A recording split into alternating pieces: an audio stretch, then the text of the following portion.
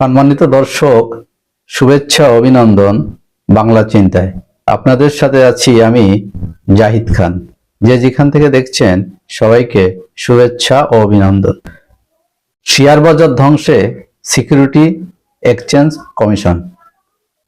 দৈনিক আমার দেশ শেয়ার বাজার নিয়ে এই রিপোর্টটি করেছে। দর্শক, গত 15 বছরের শাসনামলে সব থেকে অবহেলিত খাত ছিল শেয়ার বাজার। পৃথিবীর প্রত্যেকটা দেশে কলকারখানা প্রতিষ্ঠিত হয় শেয়ার বাজার থেকে টাকা নিয়ে, কিন্তু বাংলাদেশ তার সম্পূর্ণ বিপরীত চিত্র দেখা যায়। বাংলাদেশে শেয়ার বাজারকে ধ্বংস করে পরিকল্পিতভাবে ব্যাংক থেকে লোন নিয়ে কলকারখানা প্রতিষ্ঠার নামে ব্যাংকগুলোকে দেউলিয়া করা হয়েছে। কোনো সরকার যখন সরকার গঠন করে, একটা জিনিস স্পষ্টভাবে লক্ষ্য করা যায়, ওই মন্ত্রিসভায় শেয়ার বাজার বিশেষজ্ঞ কোনো ব্যক্তি থাকে না। যার ফলে শেয়ার বাজার নিয়ে না বোঝার কারণে অথবা শেয়ার বাজার নিয়ে জ্ঞান না থাকার কারণে শেয়ার বাজারকে এগিয়ে নিয়ে যেতে বেশ কষ্ট করতে হয়। আর এই কারণেই যোগ্য লোকের অভাবে দুষ্টচক্রী মহল শেয়ার বাজার নিয়ে কারসাজি করার সুযোগ পেয়ে থাকে। খবরে বলা হয়েছে, শেখ হাসিনার পুরো শাসনামলে দেশের শেয়ার বাজার ছিল লুটপাটের অন্যতম টার্গেট। আর্থিক খাতে ব্যাংক লুট ও দখলের পাশাপাশি পুঁজিবাজারে কারসাজির মাধ্যমে লাখ লাখ সাধারণ বিনিয়োগকারীকে পথে বসিয়ে কোটি কয়েক ব্যক্তি ও প্রতিষ্ঠান লুটে নেয় 1 লাখ কোটি টাকার বেশি। অন্তর্বর্তী সরকারের গঠিত শ্বেতপত্র কমিটির রিপোর্টে হাসিনার আমলে শেয়ার কেলেঙ্কারিতে প্রভাবশালীদের সম্পৃক্ততার কথা বলা হলেও তারা কারা সে বিষয়ে কিছু বলা হয়নি। তবে আমার দেশের অনুসন্ধানে দেখা গেছে, বেক্সিমকো গ্রুপের মালিক সালমান এফ রহমান নেতৃত্ব দিয়েছে শেয়ার বাজার লুটের। তার সহযোগী হিসেবে কারসাজিতে নাম এসেছে নিয়ন্ত্রক সংস্থা বাংলাদেশ সিকিউরিটি অ্যান্ড এক্সচেঞ্জ কমিশনের বিএসইসি শীর্ষ কর্মকর্তাদের।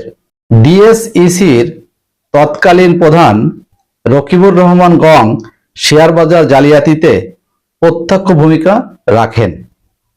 মূলত প্রতারণা, কারসাজি সহ প্লেসমেন্ট শেয়ার এবং আইপিও ও প্রাথমিক গণপ্রস্তাবে জালিয়াতির মাধ্যমে শেয়ার বাজার থেকে এই টাকা আত্মসাৎ করা হয়েছে।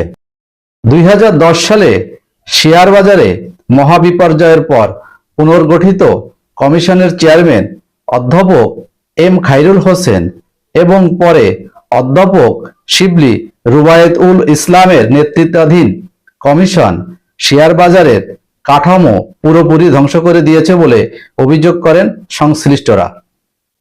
তারা জানান, ক্ষমতার প্রভাব বলয়ের মধ্যে গড়ে ওঠে নানা ধরনের সিন্ডিকেটের সঙ্গে যোগ সাজশে শেয়ার বাজারকে লুটপাটের হাতিয়ার হিসেবে গড়ে তুলেছিলেন খায়রুল হোসেন ও শিবলি রুবায়েদুল ইসলাম।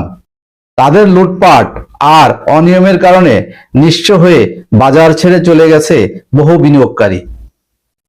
কিন্তু এত লুটপাট ও অনিয়মের পরও তাদের বিরুদ্ধে শাস্তিমূলক কোনো ব্যবস্থা না নেওয়ায় বিস্ময় প্রকাশ করেছে সংশ্লিষ্টরা।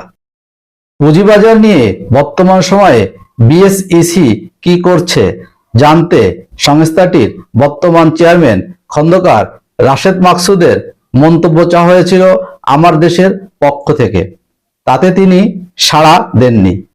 তবে বিএসইসির মুখপাত্র ও নির্বাহী পরিচালক রেজাউল করিম আমার দেশকে বলেন, শেয়ার বাজারে যেসব অনিয়ম হয়েছে সেগুলোতে বিএসইসির দায় রয়েছে। তিনি এটাও বলেন, বিএসইসি একাই সবকিছু করেছে, বিষয়টা এমন নয়।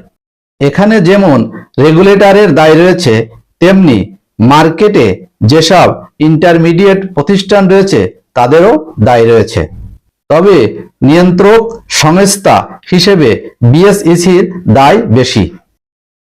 অপর এক প্রশ্নের জবাবে তিনি বলেন, বর্তমান কমিশন দায়িত্ব নেওয়ার পর একটি স্বতন্ত্র তদন্ত কমিটি গঠন করেছে। তারা কিছু প্রতিবেদন জমা দিয়েছে এবং আরো প্রতিবেদন জমা দেবে। সেগুলো পর্যালোচনা করে দায়ীদের বিরুদ্ধে আইন অনুযায়ী ব্যবস্থা নেবে কমিশন। এছাড়া পুঁজিবাজার বিষয়ে একটি সংস্কার কমিটিও করা হয়েছে। কমিটির প্রতিবেদনের আলোকে বাজারে যেসব অনিয়ম হয়েছে সেগুলো রোধ এবং সুশাসন নিশ্চিতে কমিশন কাজ করবে। বিএসইসির সাবেক চেয়ারম্যান ফারুক আহমেদ সিদ্দিকী আমার দেশকে বলেন, গত 1-1.5 দশকে পুঁজিবাজারে দক্ষ ও সৎ নেতৃত্ব ছিল না। যারা ছিলেন তাদের বিরুদ্ধে নানা অভিযোগ উঠেছে। এসব অভিযোগের সুষ্ঠু তদন্ত হওয়া প্রয়োজন। তিনি বলেন, গত 1.5 দশকে অধিকাংশই নিয়োগ হয়েছে রাজনৈতিক বিবেচনায়, ফলে তারা পেশাদারিত্বের সঙ্গে কাজ করেননি। রাজনৈতিক বিবেচনায় নিয়োগ দেওয়ায় অর্থ মন্ত্রণালয়ের অধীনস্থ একটি বিভাগের মতো কাজ করেছে, ফলে নানা ধরনের হস্তক্ষেপের ঘটনা ঘটেছে। শেয়ার বাজার সংস্কারে গঠিত টাস্ক ফোর্সের সদস্য ও ঢাকা বিশ্ববিদ্যালয়ের অ্যাকাউন্টিং ইনফরমেশন সিস্টেম বিভাগের সহযোগী অধ্যাপক আল আমিন আমার দেশকে বলেন, 2 কমিশনারের আমলে 2 ধরনের অনিয়ম হয়েছে। অধ্যাপক খাইরুল যে সময় ছিলেন তখন আইপিও মার্কেট অনেক নামসর্বস্ব কোম্পানি তালিকাভুক্ত হয়েছে।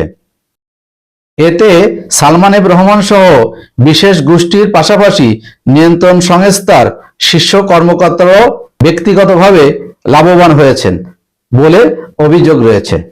অপরদিকে রুবায়েত আমলে আইপিও বাজারের পাশাপাশি সেকেন্ডারি মার্কেটও নানা অনিয়ম ও কারসাজি করা হয়েছে। সে সময় প্রতিষ্ঠানের সক্ষমতা ধ্বংস করে দেওয়া হয়। Stock exchange, brokerage house, merchant bank সবকিছুই তিনি নিয়ন্ত্রণ করতেন। সংশ্লিষ্ট সূত্রে জানা গেছে, খাইরুল হোসেন বিশ্ববিদ্যালয়ের শিক্ষকতা জীবন সমাপ্ত করে অবসরে গেছেন। শিবলি রুবায়েত ফের বিশ্ববিদ্যালয়ে যোগ দিয়েছেন, তবে তিনি ক্লাসে যাচ্ছেন না। উচ্চতর ডিগ্রি অর্জনের জন্য শিক্ষা ছুটি চেয়ে আবেদন করেছেন, তবে তার বিদেশ যাত্রায় আদালতের নিষেধাজ্ঞা রয়েছে। এদিকে শিবলি রুবায়েতের পাসপোর্ট বাতিল করেছে সরকার। বাংলাদেশের অর্থনীতি নিয়ে গঠিত শ্বেতপত্র কমিটির প্রতিবেদনে গত 15 বছরে শেয়ার বাজারে 1 লাখ কোটি টাকা লুটপাট হয়েছে বলে অনুমান করা হয়েছে। স্বার্থন্বেষী মহলের প্রভাবের ফলে শেয়ার বাজারে জুয়া ও প্রতারণা এক স্থায়ী পরিবেশ তৈরি করা হয়েছিল বলে মন্তব্য করা হয়েছে ওই শ্বেতপত্রে। শ্বেতপত্র কমিটির সদস্য ও বিশ্বব্যাংকের ঢাকা অফিসের সাবেক প্রধান অর্থনীতিবিদ ডক্টর জাহিদ হোসেন আমার দেশকে বলেন, এখানে পদ্ধতিগত কারসাজি হয়েছে। বিচারহীনতার সংস্কৃতির কারণে শেয়ার বাজার লুটপাট আরো বেড়েছে। দোষীদের অবশ্যই চিহ্নিত করে আইনের আওতায় আনতে হবে এবং আমরা আশা করব সরকার এই কাজটি করবে। দীর্ঘ 21 বছর পর 1996 সালে ক্ষমতায় আসে আওয়ামী লীগ। সেই বছরই দেশের শেয়ার বাজারে প্রথমবারের মতো বিপর্যয়ের ঘটনা ঘটে। আওয়ামী লীগ 2008 সালে ফের ক্ষমতায় আসে। এরপর 2010 সালে আবার বড় ধরনের ধস নামে শেয়ার বাজারে। এই ধসে পুঁজি হারিয়ে দেশের বিভিন্ন স্থানে কমপক্ষে 10 জন বিনিয়োগকারী আত্মহত্যা করেন। 2010-এর ধসের পর নিয়ন্ত্রক সংস্থা দায়ীদের বিরুদ্ধে কোনো শাস্তিমূলক ব্যবস্থা না নিয়ে বরং সেই লুটেরাদের হাতে পুঁজিবাজার সমর্পণ করে, ফলে শেয়ার বাজারের দুরবস্থা থেকে আর বের হয়ে আসতে পারেনি। দর্শক ভালো থাকবেন, দেখা হবে নিশ্চয়ই নতুন কোনো খবরে। আল্লাহ হাফেজ।